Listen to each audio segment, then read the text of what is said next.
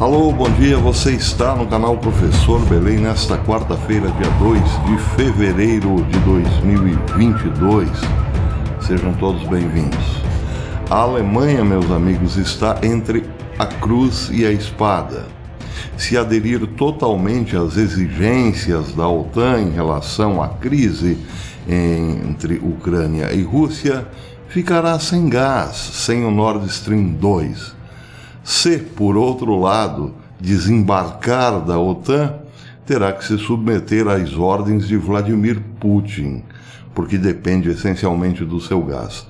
É uma situação difícil, eu já falo sobre a Alemanha. Antes, uma notícia importante saída no diário espanhol El País. Há exatamente uma semana eu dei essa notícia aqui. A OTAN e os Estados Unidos enviaram 2 cartas ao Kremlin. O teor da carta não foi divulgado. No entanto, Antony Blinken, o secretário de Estado norte-americano, havia dado pistas. Os Estados Unidos estavam dispostos a negociar com a Rússia, porém, não abriam mão da política expansionista da OTAN em direção ao leste europeu, a chamada política de portas abertas, e também não descartavam a possibilidade de fazer a Ucrânia embarcar na OTAN. Não obstante, disse agora o El País, que teve acesso ao conteúdo das 2 cartas, que um dos compromissos dos Estados Unidos para manter negociações com a Rússia é não fazer com que a Ucrânia se torne uma potência bélica uma vez dentro da OTAN. Seria mais ou menos como, olha, nós colocaremos a Ucrânia dentro da OTAN, porém a Ucrânia ficará aí como, digamos assim, um jogador reserva que entra em campo sem muito talento, quer dizer, não colocaremos armas nucleares na Ucrânia em direção a Moscou, tá tudo certo, ok? Bem, acontece que o presidente Vladimir Putin disse ontem, antes da revelação do conteúdo das 2 cartas pelo El País, que uma vez que a Ucrânia faça parte da OTAN, ela, claro, será abastecida de muito armamento, como aliás vem sendo abastecida, de muito dinheiro e de um ímpeto por retomar ou tomar, segundo Putin, a Crimeia na mão grande. E aí, como ficariam as coisas? Bem, palavras do próprio Vladimir Putin. Vamos imaginar que a Ucrânia é membro da OTAN.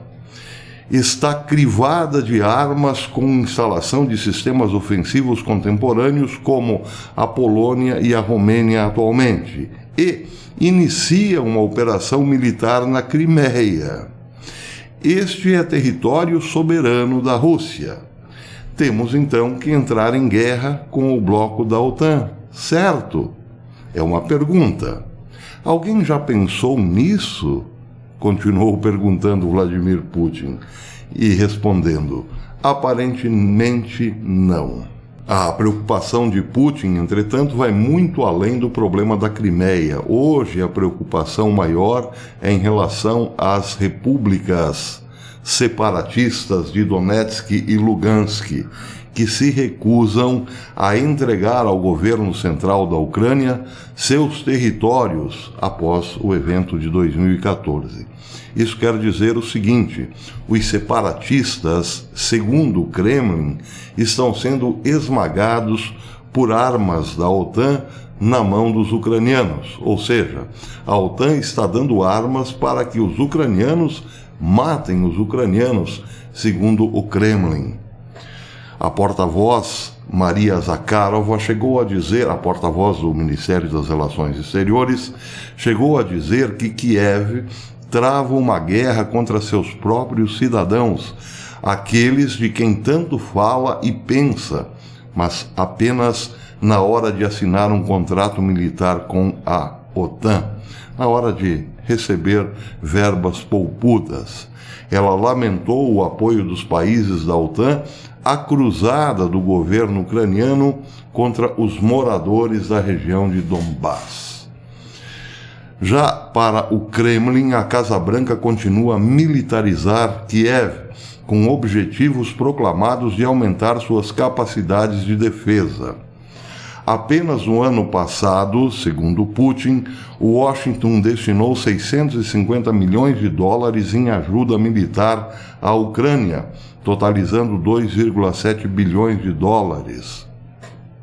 Isso, claro, é considerado por Moscou uma militarização que só agrava o conflito interno ucraniano na região de Donbass, onde líderes das autoproclamadas repúblicas populares de Donetsk e Lugansk se recusam a pertencer ao governo central, ou fazer parte do governo central da Ucrânia. Bem, esta é a situação no momento. Os Estados Unidos estão abertos a um diálogo permanente com a Rússia. Não obstante, continuarão avançando pelo leste europeu até colocar a Ucrânia debaixo da proteção da OTAN. Está aí o impasse, ou melhor, continua o impasse.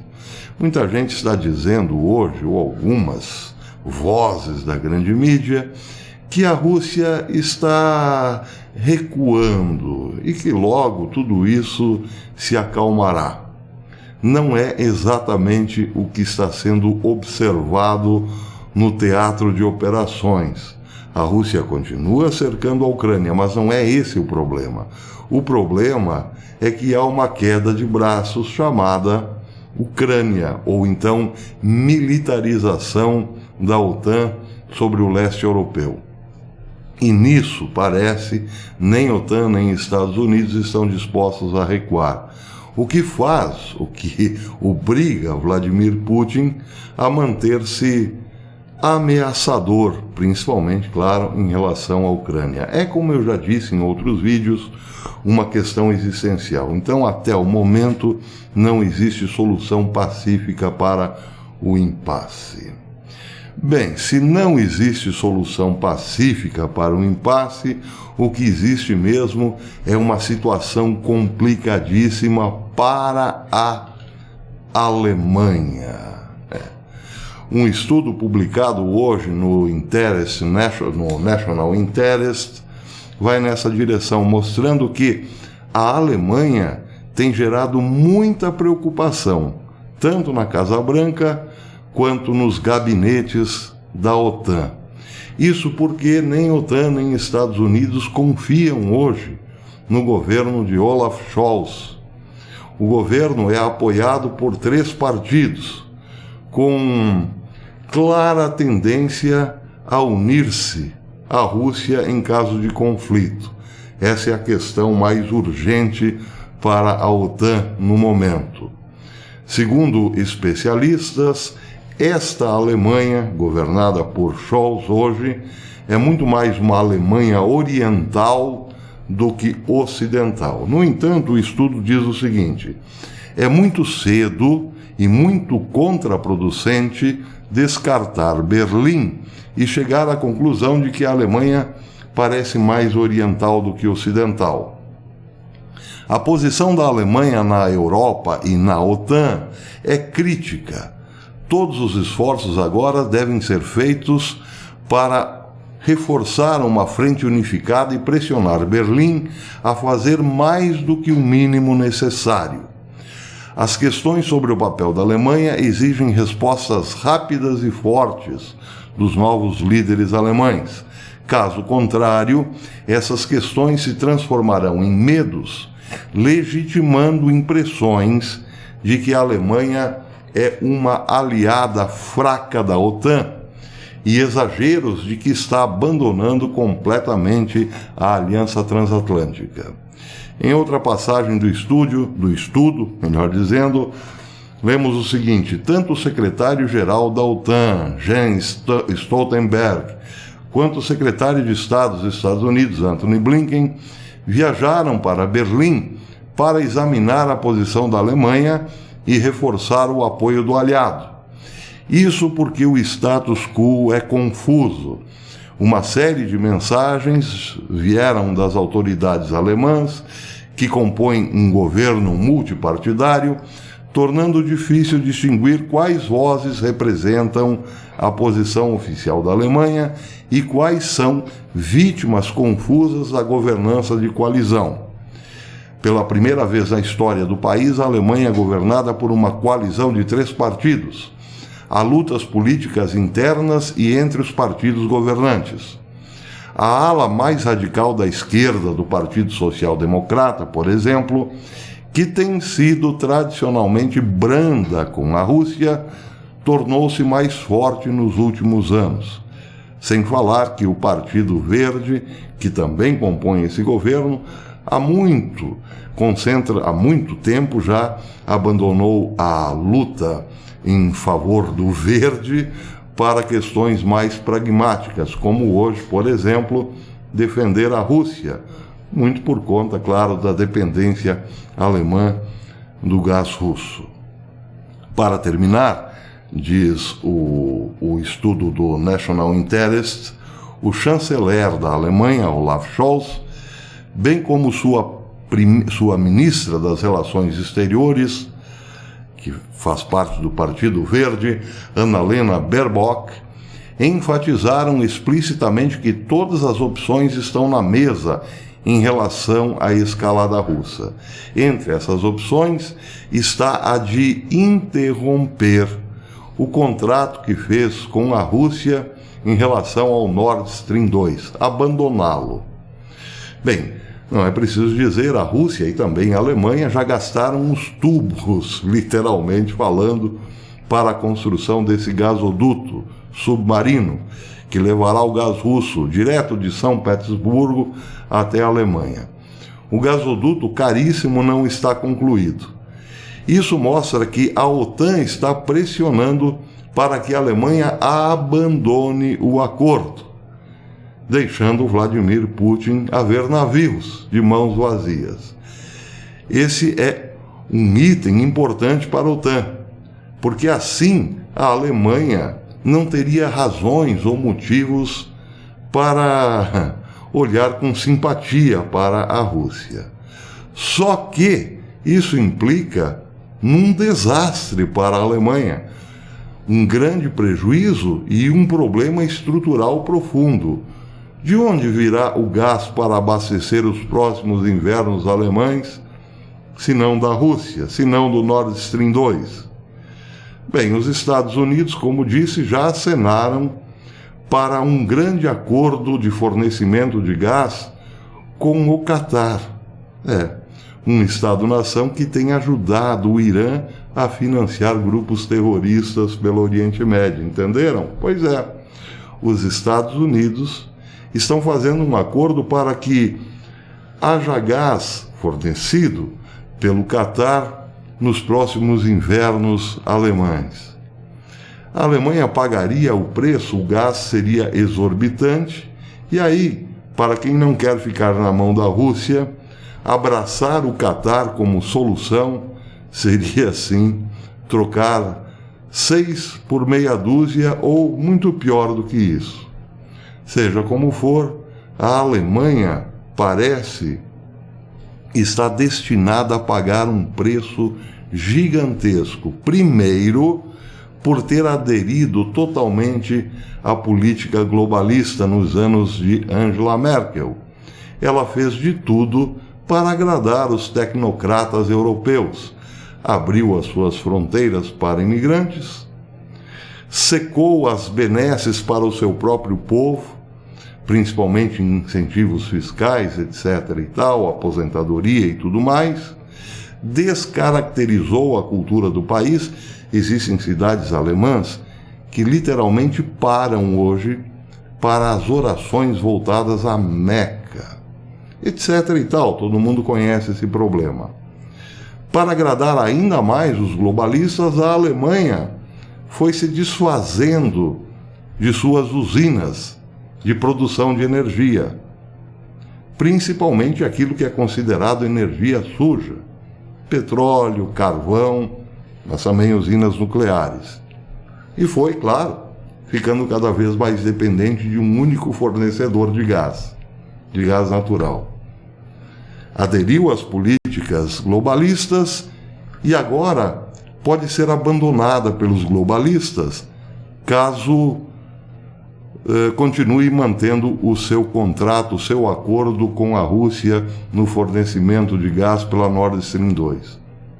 Por outro lado, afastou-se progressivamente da Rússia e agora teria que fazer o caminho inverso às pressas, aderir a uma boa amizade com a Rússia para não ter que pagar o preço de um caríssimo gás do Oriente Médio. Situação difícil. Bem, mas é a tal história. Como dizem por aí, quem planta, colhe. Para terminar, duas notinhas interessantes. A primeira, também do National Interest, diz o seguinte: vou ler só o título da matéria. O que os testes de mísseis da Coreia do Norte significam para a Península Coreana?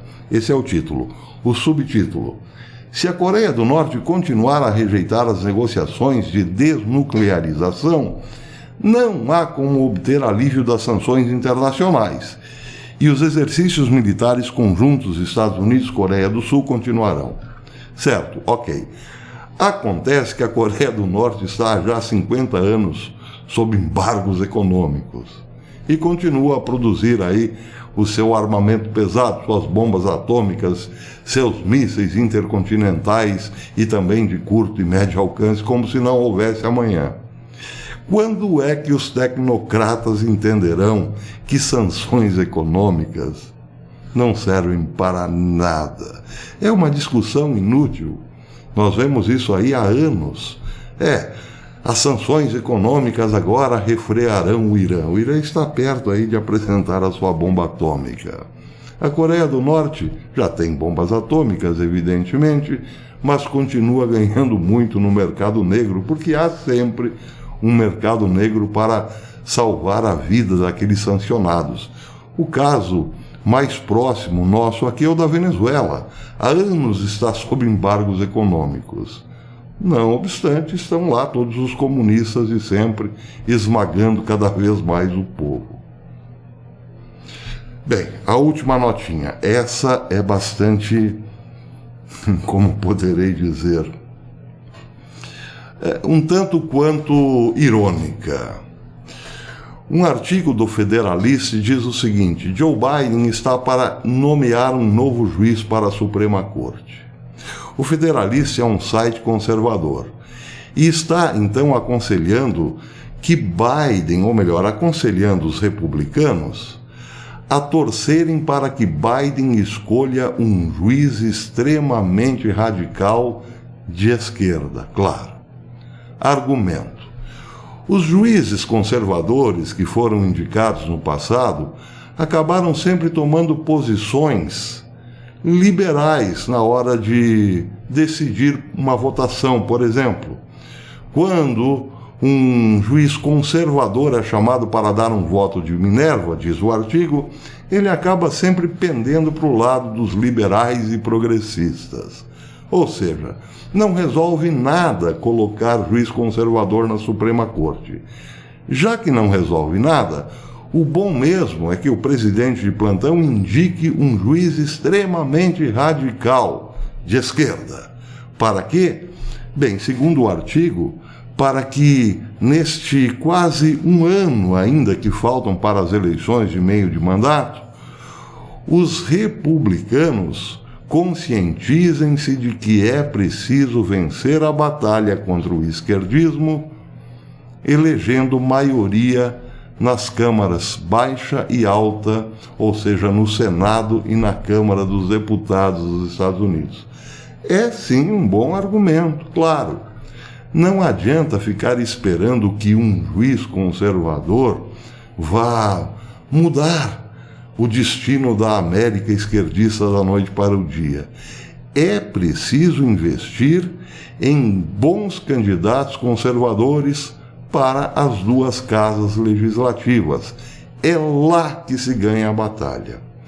Bem, essa é uma notícia um tanto irônica, ou bastante irônica, porque, no meu pobre entender, isso era de conhecimento de todo o americano, desde pequenininho até o mais velho.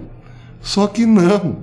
Parece que os Estados Unidos estão enfrentando o mesmo problema que nós outros cá, de entender de uma vez por todas que não basta ter um presidente conservador, 2 ou 3 juízes conservadores. É preciso ter as casas legislativas na mão de pessoas íntegras, no mínimo. Pessoas com um decoro conservador. Senão não vai. Bem, que nós tenhamos esse problema, claro, isso é fácil de admitir. Agora, que os Estados Unidos estão passando pelo mesmo problema, bem, aí é preciso lembrar uma célebre frase do professor Olavo de Carvalho: o mundo se brasilianiza. Por enquanto é isso. Até depois.